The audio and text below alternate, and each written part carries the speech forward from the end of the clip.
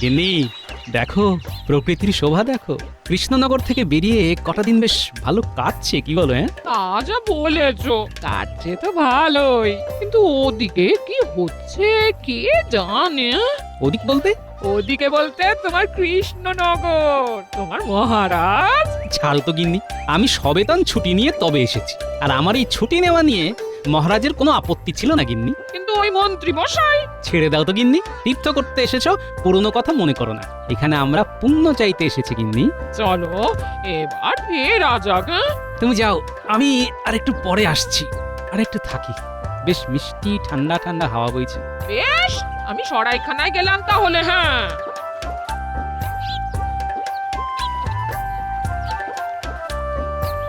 মহাশয়, আপনাকে দেখে মনে হয় আপনি খুব জ্ঞানী ব্যক্তি। মনে হবার কারণ? অল্প অল্প কথা বলেন, নীরবে থাকতেই পছন্দ করেন বলে আমার মনে হয়। আপনার অনুমান যথার্থ। আসলে আমি নীরব থাকতেই বেশি পছন্দ করি। এই আপনি এত বড় ব্যক্তি, আপনাকে বলতে সাহস হয় না, তবু বলি। আহা, আপনি এত কুণ্ঠা করছেন কেন? যা বলার বলে দিন, নিঃসংকোচে বলে দিন। দয়া করে যদি আপনি আমার ঘরে আসেন, তাহলে আমি আপনাকে একটা জিনিস দেখাতে পারি, এবং আমি স্থির নিশ্চিত যে আপনি ওই জিনিসটি দেখলে খুব তৃপ্তি পাবেন। কি এমন জিনিস রে বাবা, যেটা দেখে আমি খুব তৃপ্তি পাবো? না আমাকে নিয়ে যাবার পেছনে অন্য কোনো উদ্দেশ্য আছে? যাকে দেখাই যাক। কি ভাবছেন, আপনাকে আমার বাড়ি নিয়ে যাওয়ার অন্য কোনো উদ্দেশ্য আছে কিনা? ও বাবা, এই যে দেখি মনের কথা একদম গড়গড় করে বলে দিচ্ছে। হ্যাঁ, ভাবছেন তো আমি মনের কথা গড়গড় করে কিভাবে বলতে পারি? না আর কিছু ভাববো না। আমি যা ভাবছি সেটাই তো আপনি বলে দিচ্ছেন। আমি ভেবে কেন কষ্ট করি? আপনিও পারবেন। চলুন চলুন, আমার বাড়িতে চলুন, আপনাকে আমি বুঝিয়ে বলবো। আচ্ছা, আপনার বাড়ি গেলে আমাকে কি বোঝাবেন সেটা আমাকে এখনই একটু বুঝিয়ে বলুন দেখি। এই যে আমার বিদ্যের বোঝা, সেই বোঝাটিকে নামাতে চাই। বিদ্যাকে বোঝা বলছেন? এটা কি ঠিক? বর্তমানে ওটি আমার কাছে বোঝাই হয়ে উঠেছে। আমি উপযুক্ত পাত্রের হাতে সমর্পণ করে তবে আর আর আর আর আমার চোখে আপনিই সেই উপযুক্ত। কিন্তু একটি ভালো বিদ্যার হাত থেকে মুক্ত হতে চান কেন? আসল কথাটা যদি বলে ফেলি, তাহলে উনি আমার এই বোঝা নিতে রাজি হবেন না। হ্যাঁ মহাশয়, মহাশয়, আমার সংসার আদি নেই, একা মানুষ। মনের ইচ্ছে শেষ বয়সে উত্তরে হিমালয়ে গিয়ে তপস্যা করি। তাই অথচ অথচ করুণ নির্দেশ তো উপযুক্ত পাত্রের হাতে বিদ্যা সমর্পণ করে তবেই যেতে পারবো। তা আমাকে কি করতে হবে? কিচ্ছু করতে হবে না, শুধু আমার বাড়িতে যেতে হবে। সেখানে গিয়ে দেখবেন এই বিদ্যা আপনাকে আমি অর্পণ করবো। চল চল চল চলুন।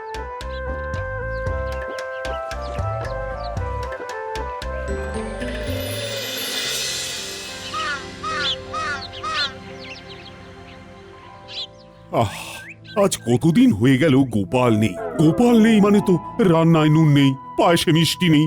মহারাজের আদিক্ষেতা দেখে আর বাঁচি না। গোপাল ছাড়া আর যেন কেউ নেই, খালি গোপাল আর গোপাল আর গোপাল। সে এখন সবেতন ছুটি উপভোগ করছে। সেটাই তো মহারাজ বুঝতে পারছেন না। উনি ছুটি উপভোগ করছেন আর ভেবে মরছেন মহারাজ। কেউ কারো নয় মহারাজ, কেউ কারো নয়। আহ, তুমি চুপ করো তো মন্ত্রী। একটু সুযোগ পেয়েছো, অমনি গোপালের পেছনে কথা বলতে শুরু করেছো। পেরেছো কোনোদিন গোপালের মুখে মুখ লাগিয়ে কথা বলতে? গোপাল দেয় ধুয়ে আর মন্ত্রী পড়েন শুয়ে। সভা কবি, আরে এসব কি হচ্ছে? তুমি ভুলে যাচ্ছ যে আমি মন্ত্রী। কবি, সব কি আছে যে গোপাল কথায় কথায় মন্ত্রীকে ধুয়ে দেয়, কিন্তু মন্ত্রী শুয়ে পড়ে, এটা কিন্তু সত্যি নয়। মন্ত্রী আমাদের বুক চিতিয়ে লড়ে, পারেন না তবু লড়েন। পারি না কিন্তু লড়ে যাই, আমি মন্ত্রী মশাই। হারি না তবু হেরে যাই, আমি মন্ত্রী মশাই। আমিও দেখে নেব। আমাকে এখনো চিনতে পারেননি মহারাজ। ছবল যখন দেব তখন বুঝবেন গোপাল এখন নেই। এই সুযোগটা এবার নিতে হবে। যেখানেই থাকুক গোপাল বেশ মজাতেই আছে। আপনি আপনি আপনি দাওয়াতে বসুন কেমন? হ্যাঁ, আমি বিদ্যা সমর্পণের ব্যবস্থা করছি। আচ্ছা, আপনি কি জানেন আমি কে? কি আমার পরিচয়? সব জানি। আপনি স্বনামধন্য মহারাজ কৃষ্ণচন্দ্র রায়ের অত্যন্ত প্রিয় পাত্র সভাসদ গোপাল ভাঁড়। আমার কাছে কিছুই অজানা থাকে না, আমি সব জানি। আর আর আর কিছুক্ষণ পর এই জ্ঞান আপনার হয়ে যাবে। দাঁড়ান দাঁড়ান দাঁড়ান, আমি সব জিনিসপত্রগুলো নিয়ে আসি। এই বিদ্যা পাবার জন্য কোনো অধ্যয়নের প্রয়োজন নেই। এটা ভাবতেই কিরকম একটা লাগছে। দিব্য দৃষ্টি পেলে মহারাজের সুরক্ষার বিষয়টা ভালোভাবে দেখা যাবে। মহারাজের সুরক্ষার বিষয়ে ভাবছিলেন না? হ্যাঁ পণ্ডিত। এই নিন, এই প্রাচীন পুঁথিটি ধরুন, এটাই সেই বিদ্যা। এবার বলুন, বিদ্যা তুমি আমার, বিদ্যা তুমি আমার। বিদ্যা আজ থেকে তোমার। কি কি দৌড়চ্ছেন কেন? আরে আরে আরে পড়ে যাবেন যে। এ কি রে বাবা, বিদেশ বিভুঁই জায়গা, নদীর ঘাট থেকে কোথায় গেল? এখানে তোর জানাশোনা কেউ নেই।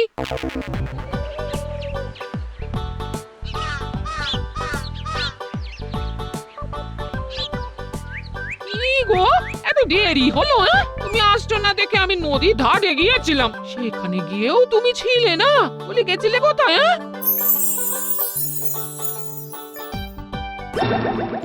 যা, মেয়েটার হাত থেকে বাচ্চাটা নদীতে পড়ে গেল।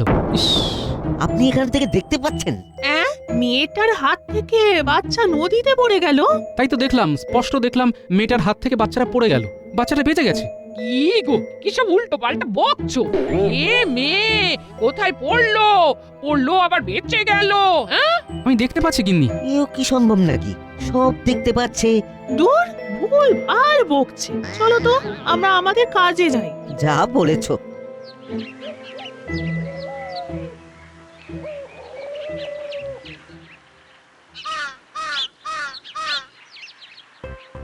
এটাকে বলে বাঁচা।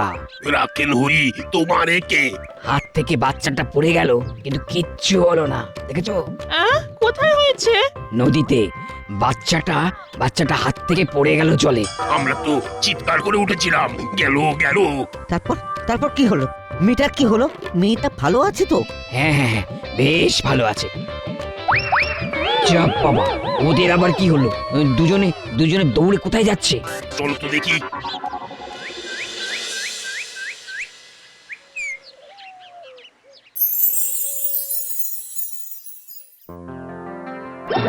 যা, মহারাজ পা পিছলে পড়ে গেলেন।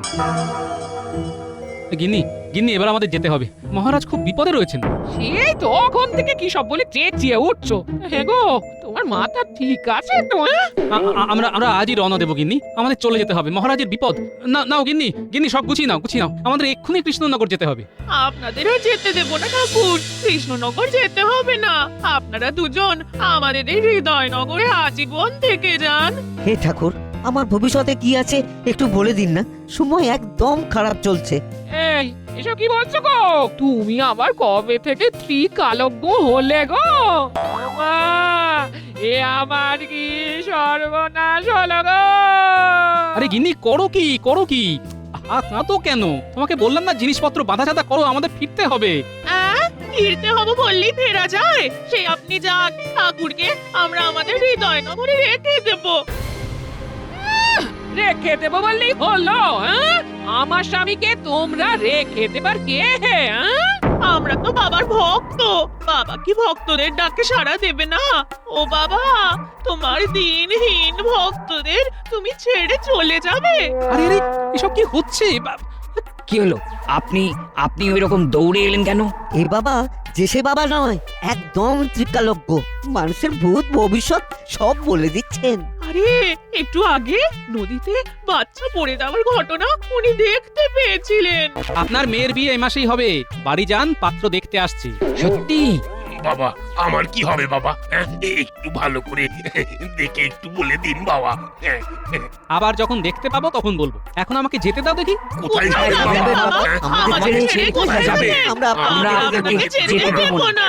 কি সর্বনাশ, এবার কি হবে? না কিছু একটা ব্যবস্থা করতেই হবে।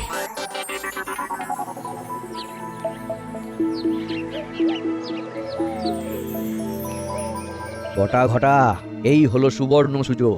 গোপাল নেই, এই সুযোগটাকেই কাজে লাগাতে হবে, বুঝলি? কি করবেন কিছু ভেবেছেন? না, সেটা ভাবতেই তো তোদের কাছে এসেছি।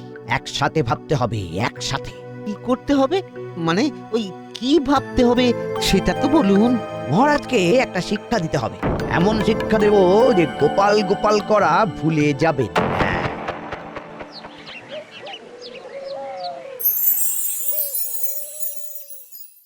আবার কি কিছু দেখতে পেলে নাকি? মহারাজের খুব বিপদ গিন্নি। আমি দেখতে পেলাম মন্ত্রী মশাই বটা ঘটার কাছে গেছেন ষড়যন্ত্র করতে।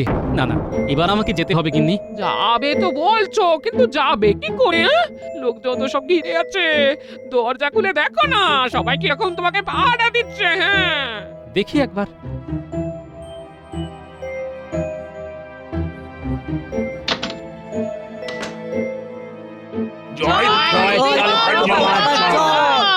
বাবা সকালে বলেছিলেন মেয়েকে দেখতে আসবে, এসেছিল, ভালো পাত্র, বিয়ে ঠিক হয়ে গেছে। জয় ত্রিকালজ্ঞ বাবা, জয় জয় ত্রিকালজ্ঞ বাবা, জয়। আচ্ছা আচ্ছা আচ্ছা, সবার সব কথা বলবো, কিন্তু আমাকে একটু একা থাকতে দিতে হবে। নির্জনে ভাবলে মাথাটা খোলতাই হবে। তোমাদের কথা আরো বেশি বেশি ভাবতে পারবো। আমার কথাটাও ভাবেন বাবা, আমিও আপনার একটা সন্তান। আচ্ছা আচ্ছা, সবার কথাই ভাববো। আমাকে ভাববার সময় আর অবকাশ দিতে হবে তো, আমাকে একা থাকতে দিতে হবে। ঠিক আছে, আমরা কিছু সময়ের জন্য আপনাকে একা ছেড়ে দিলাম। এই এই চলো চলো চলো, সবাই চলো, বাবাকে একটু একা থাকতে দাও। গিন্নি, তোমার সব বাঁধা ছাধা হয়েছে? ও হ্যাঁ, সব তৈরি আছে সব। চলো চলো চলো, সব নিয়ে এবার ভাগি। আর দেরি করলে বিপদ গিন্নি। এখন ভালোই ভালোই বেরিয়ে পড়লে কাল সকাল সকাল পৌঁছে যাব। হ্যাঁ চলো।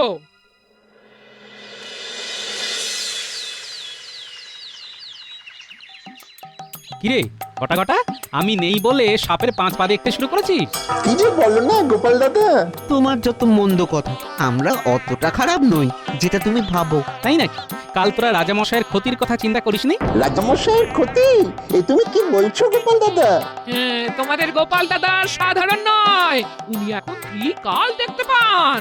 তোমাদের মনে কি চলছে উনি সব দেখতে পাচ্ছেন। হ্যাঁ, হাতি ঘোড়া গেল তল, আর মশা বলে কত জল। কি বিশ্বাস হলো না? মনে মনে ভাবছিস তো হাতি ঘোড়া গেল তল, মশা বলে কত জল। হ্যাঁ, এ তো সত্যি মনের কথা বুঝতে পারছে রে। তাই নাকি? এই তুমি কি মনে মনে ওই কথাটাই ভেবেছিলে? রে আবার কাঁপছো? এবার কি দেখতে পাচ্ছ? আমি দেখতে পাচ্ছি কিন্নি, বটা ঘটার বাড়ির ছাদ ভেঙে গেছে, আর মন্ত্রী মশাই বাড়ি থেকে বের হলেই গর্তে পড়ে যাবে। ছাদ ভেঙে গেছে? যা হোক, একটা কথা বললেই হলো। মন্ত্রী মশাই নাকি গর্তে পড়ে যাবেন? যত বুজরুকি। অত কথায় কি আছে? গিয়ে দেখে এসো, যাও। যা দেখে আয়। আমি সত্যি বলেছি না মিথ্যা বলেছি? অপরের ক্ষতি করা বন্ধ কর। চলো কিন্নি, আমরা এখন ঘরে যাই। স্নান করে আমাকে রাজসভায় যেতে হবে।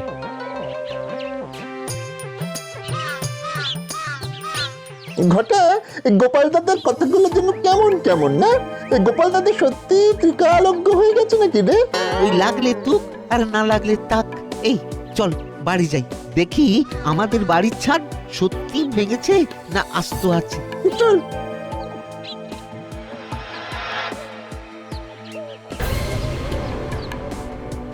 কিরে ঘটা, আমাদের বাড়ির ছাদ তো সত্যি সত্যি ভেঙে গেছে রে। এবার কি হবে? তার মানে গোপাল দাদা সত্যি ভবিষ্যৎ দেখতে পাচ্ছে। চল মন্ত্রী মশাইকে দেখে আসি। আমাদের ছাদটা সারাবো কি করে? চল মন্ত্রী মশাইয়ের থেকে ছাদ সারানোর অর্থ নেব। কি করে? গোপাল দাদার ভবিষ্যৎবাণী বলে সাবধান করব, তার বদলে অর্থ নেব। বাবা বাবা বাবা, তোর মাথায় খুব ভালো বুদ্ধি আসে। চল চল।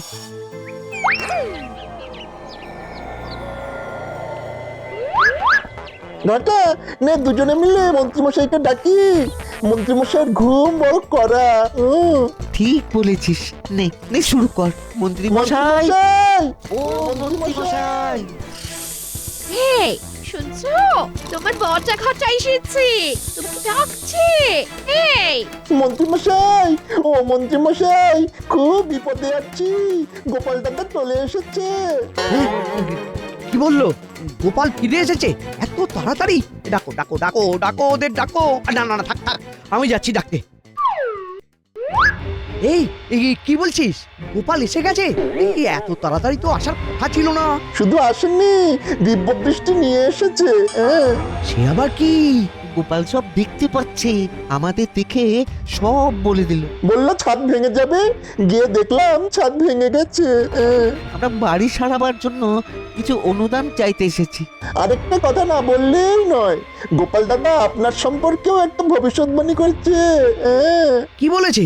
বলেছে আপনি ঘর থেকে বেরোলেই গর্তে পড়ে যাবেন। যত ভুলভাল চিন্তা। ধ্যাৎ, গোপাল চালাকি করছে।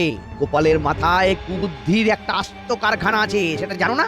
আমাদের মনের কথা বলে দিচ্ছে যে ওটাও চালাকি, ও ভীষণ চালু। শোন, ও সব সময় আমাদের সন্দেহ করে, সেই জন্য ও ওই কথাগুলো অত সহজে বলতে পেরেছে। কেন? আরে আমরা শয়নে, স্বপ্নে, নিদ্রায়, জাগরণে সবসময় কিভাবে গোপালের ক্ষতি করা যায়, মহারাজের ক্ষতি করা যায়, তাই আন্দাজে ঢিল মেরেছে, আর তোরা অমনি উগড়ে দিয়েছিস। আর ছাদ ভাঙার ব্যাপারটা ওটাও একটা ঘটে গেছে।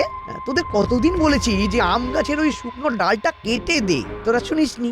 সেসব ঠিক আছে, কিন্তু আমাদের ছাদটা সারাই করবার জন্য কিছু অর্থ দিতে পারেন? দেখছি এখন এই সাত সকালে অর্থ করিস না তো। বাড়ি যা, তোরাও বুঝলুকি দিয়ে আমার থেকে মোহর বার করতে চাস? তোরা এখন যা যা যা। সে না হয় যাচ্ছি, কিন্তু আপনিও সাবধানে থাকবেন, গর্তে না পড়েন। চল ঘটা। আমাকে বোকা পেয়েছে, ওরা যা বলবে আমাকে তাই বিশ্বাস করতে হবে। গিনে গিনে দাও বাজারে থলি দাও, বাজারটা করে আসি।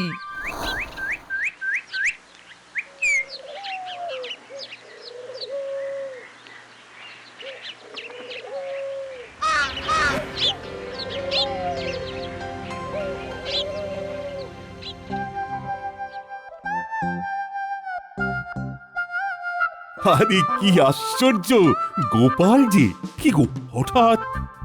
কি বলবো মহারাজ, তীর্থে গিয়ে ওই কৃষ্ণনগর পিছু ছাড়ে না, সব সময় আপনাদের কথা মনে পড়ে। হঠাৎ দেখতে পেলাম আপনার বিপদ। হ্যাঁ, আমার বিপদ তুমি দেখতে পেলে? হ্যাঁ মহারাজ, দিব্য দৃষ্টিতে দেখতে পেলাম যে মন্ত্রীমশাই বটা ঘটাকে নিয়ে আপনার বিরুদ্ধে ষড়যন্ত্র করছে। তুমি দিব্য দৃষ্টি পেয়েছো? পেয়েছি মানে তার জ্বালা আমি হাড়ে হাড়ে বুঝছি। তা তুমি এখন কি দেখতে পাচ্ছ গোপাল, সেটা আগে বলো। মহারাজ, মন্ত্রীমশাই গর্তে পড়ে গেছেন আর রাজজ্যোতিষীর ঘরে কুটুম এসেছে। তুমি দেখতে পেলে যে আমার ঘরে কুটুম এসেছে আর মন্ত্রী মশাই গর্তে পড়েছেন? আগে হ্যাঁ রাজজ্যোতিষী। বললেই হলো, আমি এত পড়াশোনা করে দিব্য দৃষ্টি পেলাম না, আর তুমি না পড়েই সব পেয়ে গেলে। মহারাজ মন্ত্রীমশাই গর্তে পড়ে পা ভেঙেছেন। সে কি, কখন হলো? আমার সামনে। আমি যথারীতি টহল দিচ্ছিলাম, মন্ত্রীমশাই বাজারের থলি হাতে বাজারে যাচ্ছিলেন, হঠাৎ দুম করে গর্তে পড়ে গেলেন। কিরে বানর সেনার দল, তোরা কেন এলি সেটা বল দেখি।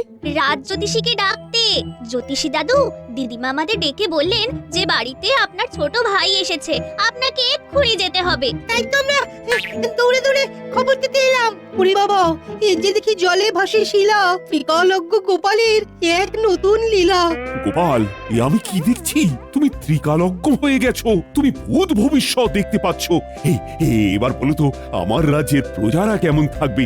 আগামী 10 বছর কোনো কষ্ট নেই। 10 বছর? মহারাজ, সুখের পর যেমন দুঃখ আসে, তেমনি দুঃখের পর সুখ। সুখ দুঃখ তো চাকার মতো ঘোরে মহারাজ। গোপাল, এই বিদ্যা তুমি পেলে কি করে? চলো, মন্ত্রীমশাইয়ের বাড়ি যেতে যেতে সব বলছি, চলো। এই বিদ্যা আমাকে পেতেই হবে, যেভাবেই হোক। রাজজ্যোতিষী, এই বিদ্যার বোঝা সামলানো চারটি কথা নয়, বুঝলেন? আপনি যদি চান আমি আপনাকে দান করে মুক্ত হব, কারো ভবিষ্যৎ দেখে আমার লাভ নেই। ওরে বাবা, তুমি তো আমার মনও পড়তে পারছো। সব ঠিক আছে রাজজ্যোতিষী, কিন্তু একটা কথা মনে রাখবেন। কি কথা? এই বিদ্যা সার কথা, লোভে পাপ, পাপে তাপ, বাপরে বাপ, মাথায় সাপ। কি যা তা বলছো? সেটা ভবিষ্যৎই বলবে। আগে চলুন মন্ত্রীমশাইকে দেখে আসি, তারপর আপনার হাতে আমার এই বিদ্যের বোঝা সমর্পণ করব।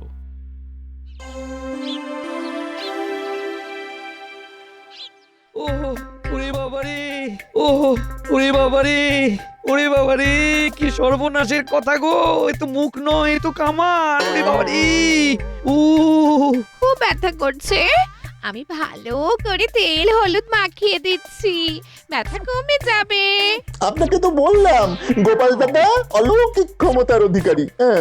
আমিও বলেছিলাম, কিন্তু তুমি বিশ্বাস করোনি। আর কোনো অন্যায় করা যাবে না, গোপাল দাদা সব বুঝে যাবে। এটা আমাকে পেতেই হবে। এটা আমার কাছে এলেই আমি সর্বশক্তিমান হয়ে যাব। না, এই বিদ্যা রাজ জ্যোতিষীকে দেওয়া যাবে না। ইনি এই বিদ্যার অপপ্রয়োগ করবে। মহারাজ, গল্পে গল্পে মন্ত্রীমশাইয়ের বাড়ি চলে এলাম। তুমি মহারাজের ক্ষতি চাও, তাই ভগবান তোমাকে এই শাস্তি দিয়েছেন। কি হে মন্ত্রী, হ্যাঁ? আমার সর্বনাশ করতে গিয়ে শেষে নিজেই গর্তে পড়লি। আমার খুব ভুল হয়ে গেছে মহারাজ। ভুল যখন হয়েছে তখন প্রায়শ্চিত্ত করো। আমার খাবে, আমার পড়বে, আবার আমার বুকের উপরে উঠে বসে কিল মারবে। এটা তো হবে না মন্ত্রী। মহারাজ, মহারাজ, আমি আপনাকে কথা দিচ্ছি, মন্ত্রীকে সুপথে আমি ফেরাবো। সেটা কি সম্ভব হবে গিন্নিমা? এটা কি ভবিষ্যৎ দেখে বললে গোপাল? যার 9 হয় না তার 90তেও হবে না, এটা বলতে ত্রিকালজ্ঞ হতে হয় না। তাহলে এবার এই বিদ্যাটা আমাকে দান করার ব্যবস্থা করো। রাজজ্যোতিষী, আমি কোনো নির্লোভ ব্যক্তির হাতে এই বিদ্যা দেব, আপনাকে দেব না। কারণ আপনার মনে লোভ, আপনি কৃষ্ণনগরের ক্ষতি করবেন, এটা আমি দেখতে পাচ্ছি। তাই যতক্ষণ না আমি নির্লোভ কোনো লোক পাবো, এই বিদ্যা আমি আমার কাছেই রেখে দেব। খুব ভালো প্রস্তাব, এটা এখন তোমার কাছেই রেখো। মহারাজ, আমাকেও আপনি আপনার কাছেই রাখুন মহারাজ। সেটা ভেবে দেখবো। আপাতত রাজবৈদ্য মন্ত্রী চিকিৎসা শুরু করো।